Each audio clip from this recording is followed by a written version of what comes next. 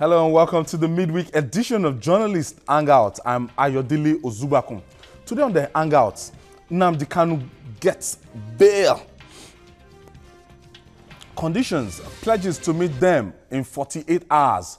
Oshibajo panel grills SGF Babacha Lawal. And later on the program, Lagos nets 312 billion naira IGR in 2016. I'll be joined by Babajide Kolade Otitoju, Yomi Olomofe, and Benga Onitilo. So if you're ready, let the hangout start now.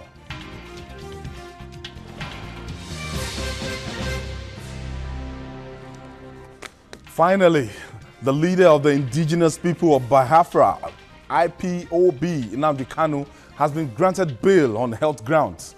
Kanu, who has been in detention since October 14, 2015, is facing charges bordering on treasonable felony. Justice Binta Murtala Yako ruled that he is expected to provide 3 shorties, and one of whom must be a serving senator and a Jewish religious leader and a highly respected person who owns a landed property in Abuja. Kanu was also ordered never to grant interviews to the press. Pending the outcome of his trial, Justice Nyako made it clear that Kanu's bail will be revoked if any of these orders are flouted. Are these conditions not too difficult to meet? Babajide, yesterday we spoke about this, and yes, this has been on for 2 years, and it's a trial. He was under trial for treason, and 2 years down the line, a particular court had earlier given bail, and for the reason best known to the federal government of Nigeria, they did not release him, and this will be the second time out. But let's talk about these bail conditions first. You know, it's as if you're giving me something with my right hand and you're using your left hand to collect it. I don't, the first part of which we spoke yesterday about the Jewish leader standing as a shorty, can you, that will be like a locus classicus in our judicial system. Can you explain that? I don't think any Nigerian who has got brains and has been told to always use his senses will come up with an explanation for what Justice Binta Murtala Yako has done. In our country, I don't see how you can demand that a foreigner should come and bail somebody standing trial in our country. Even despite the fact that it was claimed that Nnamdi Kanu, you know, is claiming to be a Jewish. You cannot, it's unheard of. I don't know from what legal book learned justice brought this one out of. I think that she said it out of hunger, because when, right there in the dock, when she asked Nnamdi Kanu to tell the whole world his religion, Nnamdi Kanu said, I believe in Judaism. He said, okay, good. If you believe in Judaism, since one of the conditions is that you must bring a respected religious leader, then go and bring, since you must bring a respected religious leader as part of the conditions for your bill, then go and bring a Jewish leader. You know, the point is, how does he get a Jewish leader or a prominent Jewish person in Nigeria who will also be able to meet the monetary conditions attached to the bill? Because you are saying that each of the 3 persons must, I think 100 million. 100 million bail, a shorty of 100 million for each of them. She didn't say you must bring a senator. She said somebody, a very prominent person, like a senator. So you can choose whether to bring someone else or bring a senator. But the aspect of it all that shocks me is that in our country, a Nigerian could be standing trial, and you are telling the Nigerian to go and bring a foreigner to come and stand shorty for him. About the first time I will be hearing such. But you see, in our country, in our country, I think we do not shock people anymore. We do not shock, because people will read this abroad. They will read it in Ghana and everywhere. They say, oh, these Nigerians are at it again. We are always capable of coming up with all kinds of theatrics. In fact, theatrics have become a daily fixture in Nigeria. So the judge has just joined the fray. Our politicians do it all the time. They make us laugh. But the judge has done it. As I've always said on this program, there was no need to put Nnamdi Kanu through this whole thing, because we have only allowed him to draw attention to himself. We have only made him popular. It should have been ignored. But our government believes that force is everything. And as we have seen with what is happening in Niger Delta now, force does not always solve problems. Some people are shouting, oh, they must crush them, they must send the military. The military did not achieve anything. When Oshibajo and the rest of them began to talk and engage these people, we can see now that our oil output has gone up. So what military force couldn't do for you, Dialogue has achieved. So we should have just left that boy alone instead of just put him on trial and then letting him draw attention and unnecessary sympathy. Yomi, he said he must not grant interviews. He must not grant interviews. He must not hold rallies. And you want to look at that and, okay, pending the time of this trial, he must not grant press interview, that whatever, any of these 12 conditions that is flouted, that bill will be revoked. For me, Ayo, I think it would have been better to have declined outright to give him bail. Because part of those conditions, for instance, you look at one of the conditions, he cannot be seen in party of or group of persons beyond 10. It means that fellow cannot go to church. He cannot go to his Judaism fellowship. He cannot hold a family meeting. He cannot sit with family members, cousins, nephews, nieces. More than 10.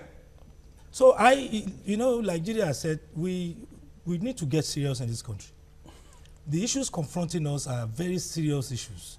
But every time, all the time, we continue to trivialize. People saddled with onerous, responsible, sensitive assignments keep trivializing. It's either you say, look, young man, go back to the prison, and then we begin to look at the constitutional issues arising therefrom. Or you give conditions, bail conditions that can be met. Where does this young man, where is he going to be able to raise? For me, really, anyway, the matter of Judaism or Jewish can be academic. We can look at it, are there Jewish Nigerians? If there are Jewish Nigerians, are there some of them that are well-to-do?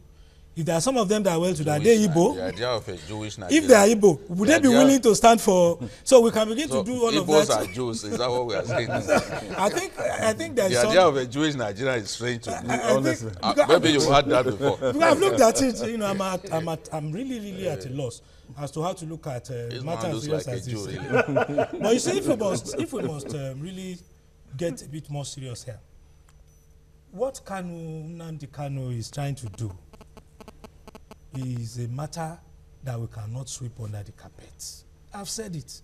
For as long as we refuse to look at issues like that, people, look, it's not enough that you were born in Nigeria and you must die in Nigeria. Where is the progress? I think it's within his fundamental rights to decide how and where he wishes to be situated. Okay. Benga, let's look at this struggle in perspective now. In the first Biafra, if you take a sensor, you discover that maybe more than half of our brothers in the southeast keyed into that campaign, and Ojukwu was quite successful in that campaign because of he was able to sold the program out, and he had a lot of followers. But anytime I see these protesters, these IPOP people, and I see my friends, because I have a lot of brothers from the southeast, in Lagos here, and they're my friends, and they'll tell you that no, they're not caught up in that, especially the elites and everything. How far has this campaign gone? And do you believe in that one indivisible Nigerian? Well, a lot of people have said Nigeria, the unity of Nigeria is not negotiable. I disagree. It is really negotiable. And most of the problem we are having today, like Jide opined earlier, the agitations in the Niger Delta, that were trying to use force to get things done when the vice president took over office, and it started with engagement and advocacy, and he achieved quite a lot now, which has impacted on the reserve moving as high as $31 billion. So most of the problem we have in this country, Our foreign reserve has moved to $31 billion. Most of the problems we have in this country is because we have an alliance. Nigeria has not evolved into a nation yet because we don't have a national value. We don't have a national objective. We don't have a national unifying factor, because when you want to do anything in Nigeria, the flags that come up are flags of ethnicity, flags of religion, flags of political bias. So if you call an American, if you say, where are you from? He won't tell you from Texas. He says, I'm American. If you tell me, where are you from? I'm from Agawe. That's what I'm going to tell you. I'm not going to tell you first, I'm a Nigerian. Because there is no vision that unites all of us together. We don't have a unifying factor. We don't have a national philosophy. And that is why we have not been able to build an economy, because we don't have a national value that we've been pursuing since 1960 till date. Because each person comes in with his own agenda, 7 years, 7-point agenda. Somebody comes with 5 points. So there's no national agenda. And building a nation is like building blocks. All right. Let me quickly take this breather. When we come back, we'll discuss more. If you're just joining us, this is Journalist Hangout, reaching you live from Television Continental here in Lagos, Nigeria. I'll be right back after this time out. Please stay with us.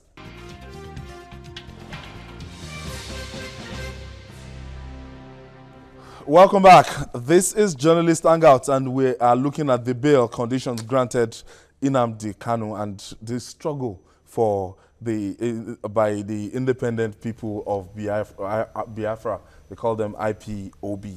And Jide, before IPOB, we have the movement of the actualization for the sovereign state of Biafra. That is Maso. Now, we're talking, Chief Raz, my very good friend, we're talking about what led to this agitation. After the 1967 exercise, and so many people, I listened to the chairman of Ohaneze Ndigbo that day, and he said they don't have anybody in the Southeast in any of the top positions till now, that they're not in the army, they're not in the navy, they're not in NSDDC, they're not in immigration. He just listed them, and he said they're still like a second-class citizen within this. Do you think it's high time the federal government will check out these agitations and infrastructural development in the Southeast and take a second look at it? You see, if you remember clearly, we discussed this issue some time ago, and I said, look, what the president can do is to disabuse the minds of states where he did not really get support. Show them that you are the president of everyone. Nigeria, Federal Republic of Nigeria. Take federal presence to those places. In fact, begin to work in their areas before other places. Rather than say that, okay, I want to reward only those who voted for me. When you do that, look, people like Kanu and other noisemakers, they will not have support. Yeah. Because the reason Kanu's message is relevant, because people can see signs, they can see evidence of marginalization. Yes, they can see it. Distribution we can't deceive ourselves. Some of the worst roads in Nigeria are in the east. Yes, no doubt about it. And then we stopped in the second Niger bridge. I would not have stopped it for one day. I would not have stopped it for one day. Why did Nigeria have to wait for too long? I'm not saying that all the fault is with this government. No. Successive governments have marginalized the East. You see, you do not make the East happy by simply appointing people from the East into your administration by making them head boards and parastatals. You show the people that you care for them by taking development to them. That is how we can show people that we care. And it's the same thing that we fail to do in the Niger Delta. And Jide, they have the capacity to lead this diversification thing that we're talking about. Yes, because they are the most my brothers in enterprising. the East. Our people from the East are the most enterprising that you They are can the find. Jews. All They over are the not world. Jews. Anywhere you go to in the world. Somebody why told they me that if you go to a they must bring a community Jewish and leader. you don't see an Igbo Igbo man, person. Don't they go run there. away Don't from stay that. there. My village, you will find them. They are the ones who are selling little stuff and all that. There's nowhere that you don't find them. Highly enterprising. Now, the thing is, take development to those places. Kanu will call a rally, nobody will go. Because his message will now become irrelevant. But the people who want to misadvise the president are the ones saying, look, you must use force, you must use force. And our president, during one of the media briefings, also spoke like someone who had made up his mind that this boy must go to be jail. detained. And I tell people who lack a sense of history, who think that it is force that can solve every problem. Awolowo was put in prison for baseless reasons. But in the end, what did Gawan do? Gawan brought him out and even made him his vice president. Yeah, exactly. You know, the vice was chairman, number two. the vice chairman of the Federal Executive Council. And the he Minister ran of Federal Finance. Commissioner for He ran Finance. the Managed economy the of country Nigeria and during ensured that the wartime. during wartime, we didn't really lack We didn't anything, borrow and anything. we didn't borrow money. That's somebody that they jailed. So even this boy, this Kanu now, who is making trouble all over the place, that boy can still be useful to this country, because the truth is, his agitation is a meaningless one. He has no support. Honestly. The reason I'm saying it should be ignored, some people may not understand it. The reason I'm saying it should be ignored is he does not have support.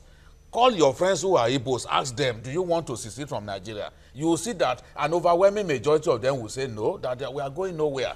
Their It is businesses not, and it everything. is not even practicable from the 60% East. of the real estate in Lagos, I can tell you, is It owned is by like that. the people from Even the in southeast. the north, a lot of buildings they own, they cannot. It is impracticable from the East to leave Nigeria. I'm saying it because I'm sure. So, and a lot of them, in their heart of hearts, they don't want to leave this great country. But they don't have a sense of belonging at the same time. Many people feel that way, and this is a problem that we can solve. We can solve this problem. We can't use force for everything, and that's why I gave the example of the Niger Delta. We've seen where we sent soldiers there, they were humiliating our soldiers. Honestly. Our soldiers were drowning. It's the same people that they told to the To soldiers go to go and and They kill. begin That to was rescue saving them them from from rescue death. them. some swamps and So creeks. we have seen now. Because they don't understand the topography there. Now those guys have stopped bombing. Yeah. They Where- stopped bombing. where are the Avengers We now? are making money. We are even now boasting that we may not begin to import from maybe. So by from December, next we'll year. be out of recession. Yeah, well, because we are making money. The foreign reserves, as you said earlier, is growing. In fact, it's on a 7-month high now. So because we stopped threatening them. When we were threatening them, they showed us that, look, your threats amount to nothing. Nothing. And we warned on this table that, look, it will not achieve anything. Very You nice. can't go and be bombing those places now. Crush them. You mean? Crush, kill people, beat people, use force. Must you use force in every situation? Colombia, who have been involved in civil war all these years, they are coming to the negotiation table to talk. And then some people will sit down on Twitter and be writing absolute rubbish that we must crush, we must beat people, we must kill people. And if you see so far, the level of force that has been deployed on peaceful demonstration in the southeast, I've seen videos. I don't know.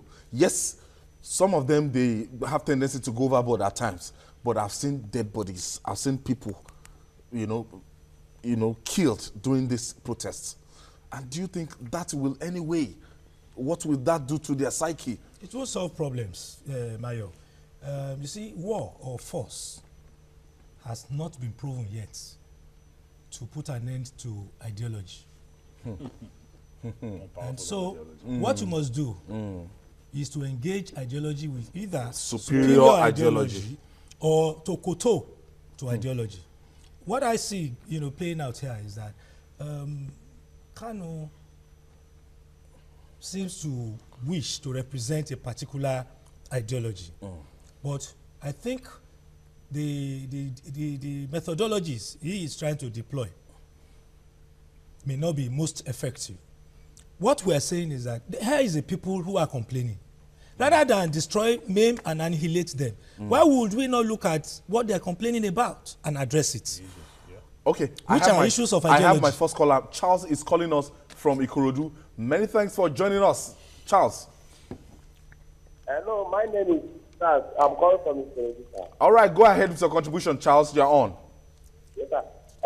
This claim every day that's happening and troubles every here and there. That is the only thing that causes this problem.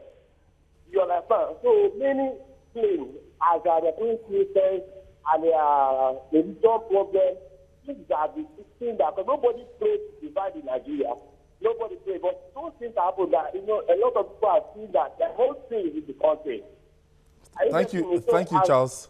I'm struggling to pick what Charles was saying. But Binga, in all this now, we've seen that, okay, eventually, do you see him meeting this bail condition? And I know that there's also a provision in law that you can actually appeal to the judge to vary this bail condition.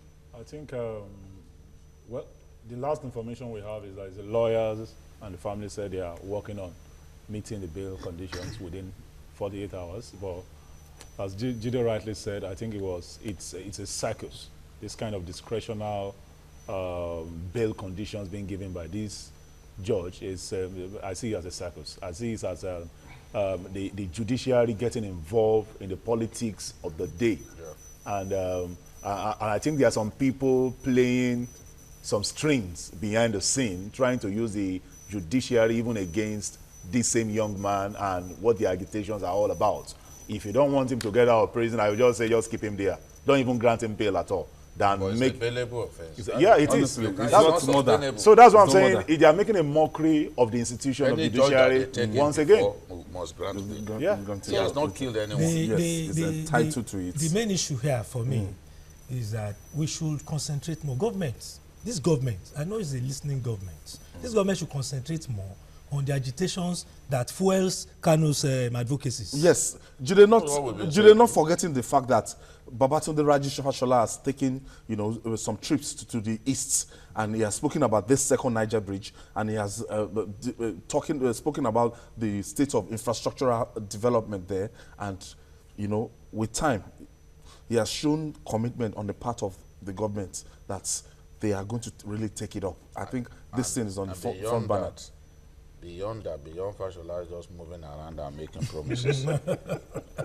When you have the opportunity to make appointments, it shouldn't be statutory appointments alone that will remember the Igbo man. Yes, that will capture them. Because that's what they are saying. It shouldn't be statutory appointments alone that you will remember the Igbo man. So let the Igbo man not think that people in Nigeria, the rest of Nigeria, think is inferior. Because our brothers from the east have been thinking like that for years. So Nigeria the war has ended. Since the war has ended, we can't continue to treat them like a conquered people. Like suspects. Never. You can't continue to treat them as a conquered people. Together. Yes. Okay, let me quickly take Shegun. Shegun from Abuja. Yeah. Many thanks for joining us, Shegun. Yeah, hello. Thank you for hanging out with us. Yeah, I'm Shegun from Abuja. Yes. Yeah, my contribution is that, you see, Nigerians, when we don't tell ourselves the truth, I'm born and brought up in Kanu. And if you are in the north, you can't even buy a plot of land and say you want to use it for a church. You dare not. The agreement you will sign with me is that you will not erect a church on it, you will not do this, you must sign it before even the land will be sent to you. And all these atrocities, if we can tell ourselves the truth, I think we'll be out of this problem entirely. Because now you are saying people, Yoruba, Hausa, there are Igbos born in Kanu. There are Yorubas born in Kanu. But it is not by force to practice religion or you practice the culture. Thank you, Shagu, for your contribution. Thank you, Shogun, for that contribution. And still ahead on Journalist Hangout, Oshibajo-led investigative panel grills Babache Lawal. Details after this time out. Stay with us.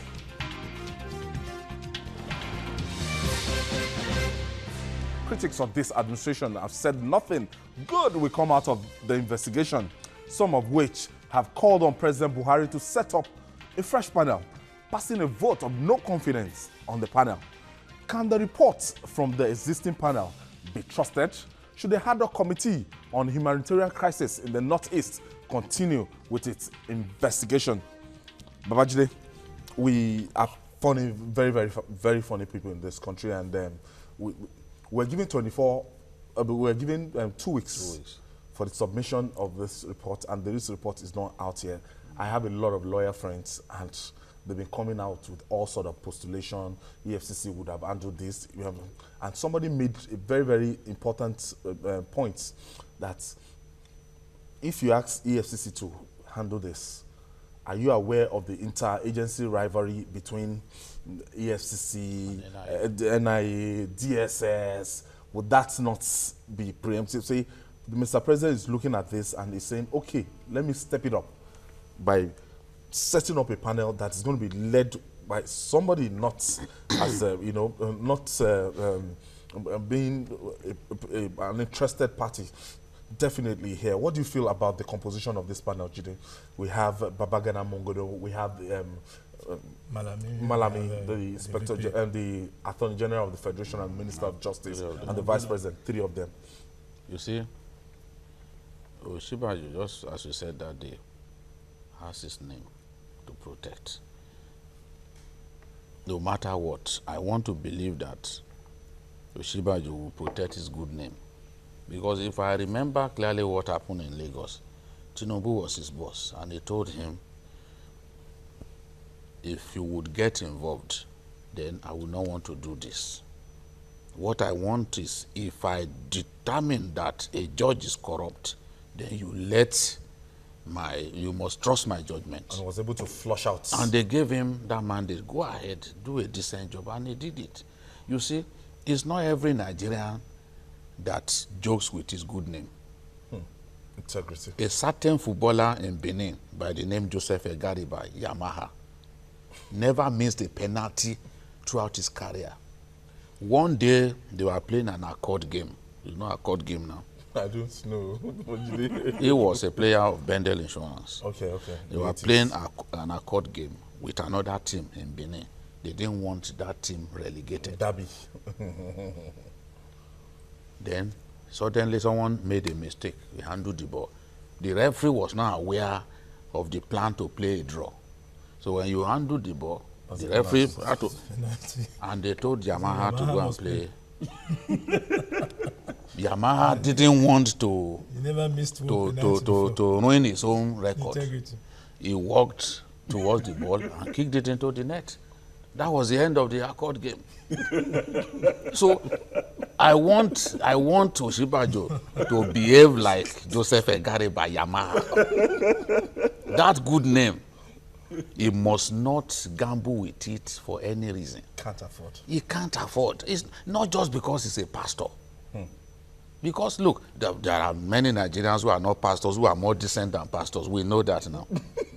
Yes, we know. Because I don't get, I'm not such an impressionable person that wants to mention a pastor, then I will start, I will become starstruck. No. There are Nigerians who are more decent than pastors and imams. So it's not because Oshibajo is a pastor, or because even as he does his daily work, he still finds time for digging deep and other programs in the church. It's because he has a good name. And we are interested in letting him, in supporting him, encouraging him to keep that good name. Because it's good for us, even for our psyche, that we can look up to some people that, look, this is a Nigerian in whom I'm really proud. The way we can look at Mr. President. Yes. That's what, you see, Mr. President, do you know that Saraki went to him, that's it, there's another report on Magu. The president said, go and do your job. He wanted the president to lobby him. He said, no, go and do your job. He would not get involved in such things. He would never. So integrity. I want Oshibajo's integrity to remain. He's a man that I've monitored for years, and I confess my admiration for him on a public forum. But Nigerians they are watching. This is a very bad case. They're counting the days. This is a very bad case. They can see what has gone wrong. And you know, the worst form of corruption is that committed against the IDPs. People who are the lowest of the low. They die every day. The vulnerable people. When you steal their money, there is no other place that you deserve to go but hell. No other place. The hottest place. No, hell. Just hell. And go and live your life there. That's why you deserve. So this Oshibajo must do a good job. I hear that that for 11 hours or so, he was grilling Really? people. Okay. If he needs to grill people for 24 hours, let him grill people. But he must do a That shows the thoroughness. He wants to be thorough. His image is at stake. His image is at stake. Counting the days. We are counting the days. Very soon it will be 2 weeks. Yes, Otuba. My take on it all is, as I have expressed the last time on this platform, about the need to begin charity from home. To be seen as sacrosanct, you must indeed demonstrate capabilities for, that attribute. The Secretary to the Government of the Federation has queries. The Vice President has been asked to look into those queries. It behoves the Vice President to realize that Nigerians are also privy to those same queries, and they are on the lookout for the outcomes of that panel. But they will So still I be advise, dealing with facts and figures. exactly, my advice is that the Vice President should just go strictly by the books, He's a lawyer. and A then senior advocate of and Nigeria. follow his conscience. Yes. do And a the professor of law. do the inquiries thoroughly, without fear or favor. Mr. Onitilo. Yeah, well, as much as I admire the approach, I think the main reason why the president is going to this route is I want to validate this issue myself. And if I don't have the capacity to do that, who can I trust to do that? Okay, I will trust this guy to do that. But beyond that, I think after this incident, we now need to look at holistically. How are we going to ensure that things are more systemic when issues like this come up? Okay. That we don't have to be setting up committees or having There should be an institution. let There should things be systemic. For example, Metropolitan Police in the UK, they are not being funded from the budget of the country. They are funded from money that comes from taxpayers' money, a particular percentage of taxes. charge. So They you are cannot be neutral. influenced. They are neutral. They are neutral. So that is the way we Strictly must begin professional. to involve the institutions that should be Inspector responsible. General can Same quiz. thing with Yeah. BBC. So they should all be independent of the presidency. So all this interagency rivalry that we're talking about is because the politicians are the ones controlling the institutions that should be the stabilizing force for the democracy. You want to teleguide the institutions. So you can't keep teleguiding, and that is why we are where we are. Beyond this, I think the vice president should now start thinking, how do we ensure we don't have to be setting up committee? We don't even have to get involved in such matters. The institutions, immediately such things come up, they are triggered. They are not waiting for body language. They are not waiting for loyalty. They are triggered and they go out, they do their job within 48 hours, 72 hours, they issue a everything is release, done. and everything is done. So that's what I think we should graduate into. All right. We'll take this last break. When we come back, we'll talk about the city of aquatic splendor. That's Lasgidi, Lagos State. We'll be right back.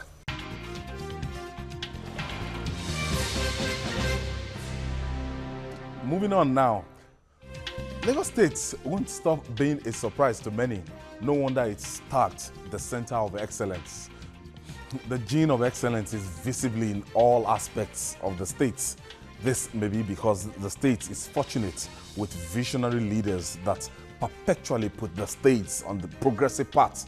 In spite of the economic recession in the country, Lagos State realized 312.8 billion naira in 2016 in form of internally generated revenue, IGR. This means 26 billion naira was generated on a monthly basis. all through 2016 in spite of that recession. The State Commissioner for Finance, Akiyemi Ashadi, says the new figure is 36.96 billion, higher than that of 2015.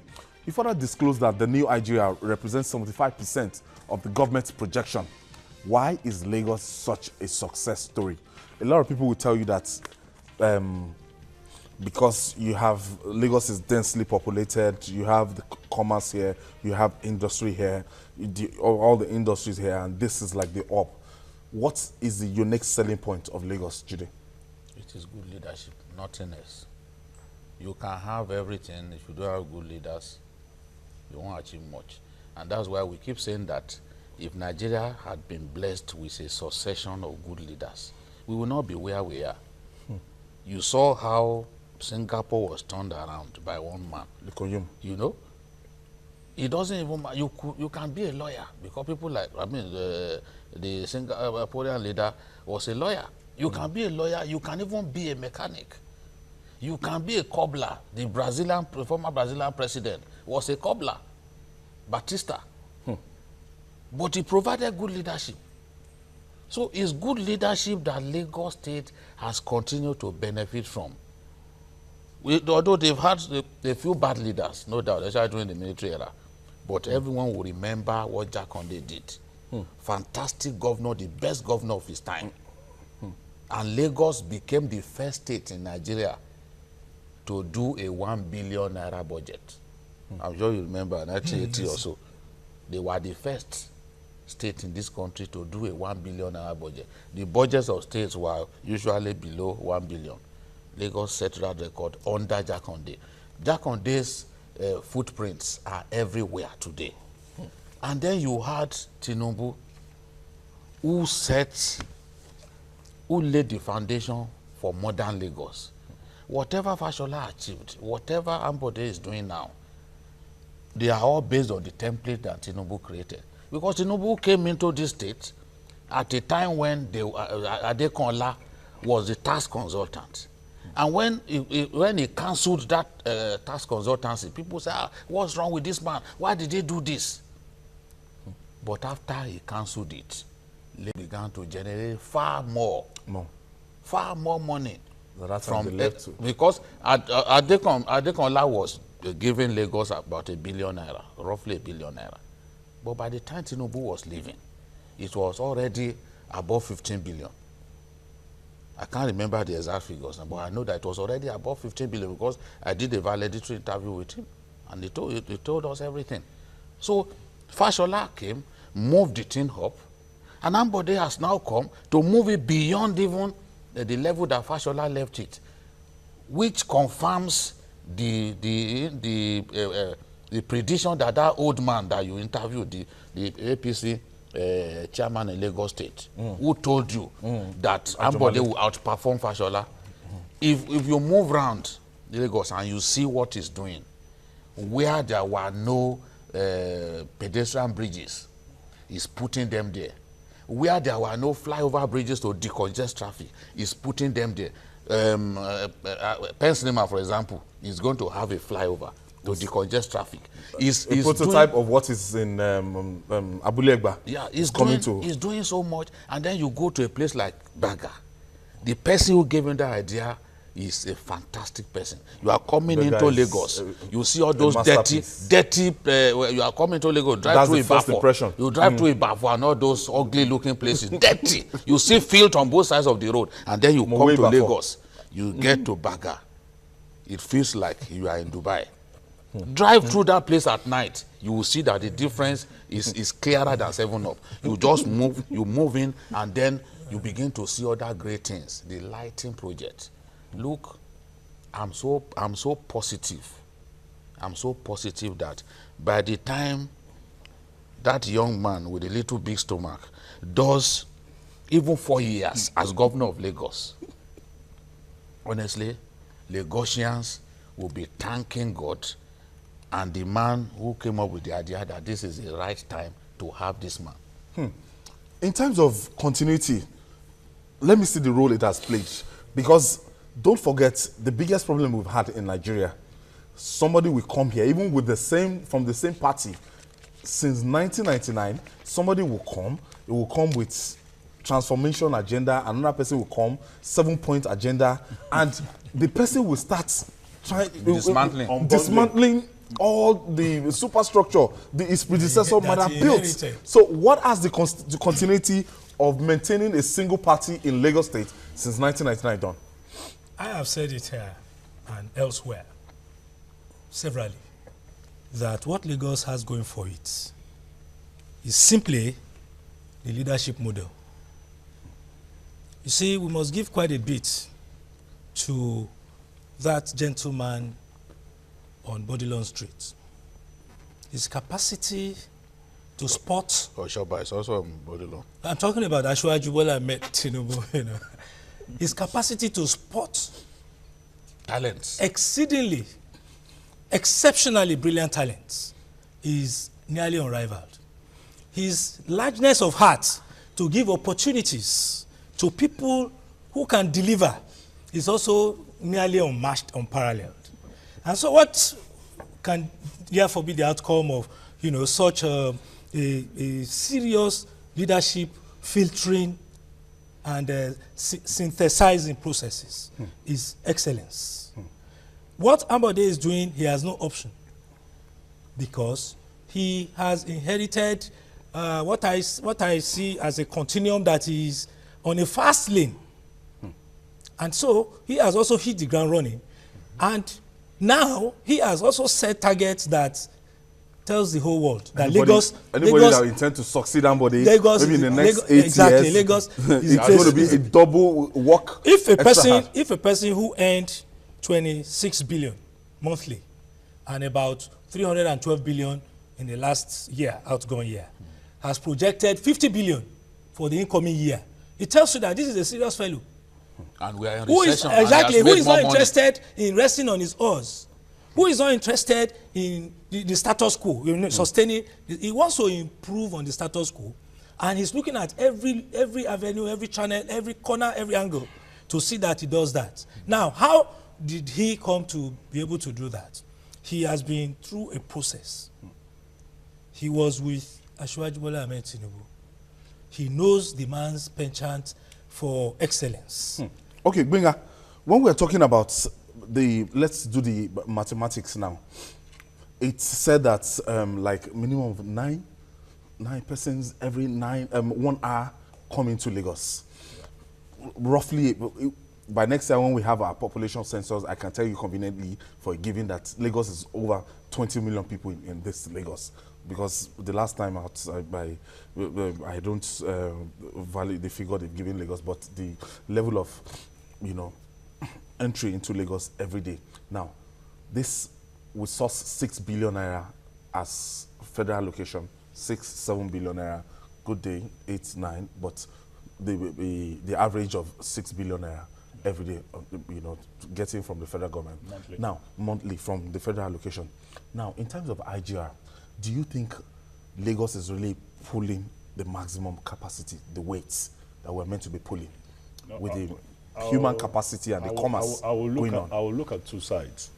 IGR basically is all the monies you generate from levies, income on taxes on properties, products, goods and services.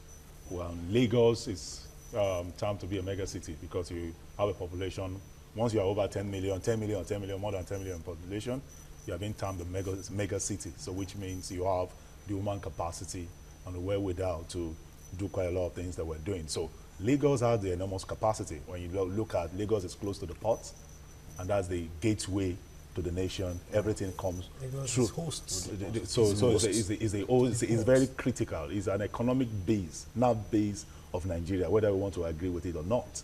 And that's where everything passes through. Most headquarters of most corporations and institutions are also based in Lagos. Most business activities are even going on around here. So everything is here. So if Lagos, I think for me, I still believe Lagos is still doing below its capacity. Yes. There's still much that can be done. Why also, as much as I'm excited about the developmental projects you're saying, the lightning, the roads, and all that, there is something called economic development. which is the most critical part, which focuses on human developmental index. And I think the IGR that we're generating in Lagos, most of these things should be scaled towards more of human developmental imperatives. Where you're talking about the health, you're talking about education, how we're going to subsidize education, basic education, like to ensure that people have basic education. If it's 9 years or 6 years in primary school, 3 years in junior secondary school, you must ensure, because when we have a situation that private schools are the ones making provision for the bulk of basic education in Lagos State, is not healthy. It's not healthy. The private institutions are cleaning out. They're getting all the money. So it's the government that should be doing that. So I'm looking at the situation that the bulk of this IGR, the next phase of development should be on human developmental projects, where we're focusing on healthcare, we're focusing on education, we're focusing on mortality rates, we're focusing on key things. I think they are even addressing So those are some of the key things. They're addressing all of that, because you see now, why did they have to go and buy that helicopter? You know, in the health sector, he has already set aside helicopter to make sure that response time It's fast. is a lot faster than before. You also see that he set up aside, he created a scheme whereby young people can be empowered. All you need to do is come and defend your project, defend what you want to do. That, do you know that is taking so many people out of the poverty line, taking them away from. And there's also an employment trust fund. The one I'm talking about, the one that this woman, that brilliant woman, Okaro, yes, the one that she's heading. Yes, you know, yes. is something that had not been done before around here, and they are doing it. Many of these people will come out, they will start their own businesses, and they'll be able to stand on their own. That's what government should be doing. Government cannot create all the jobs, but the environment to make businesses faster, you must create such environments.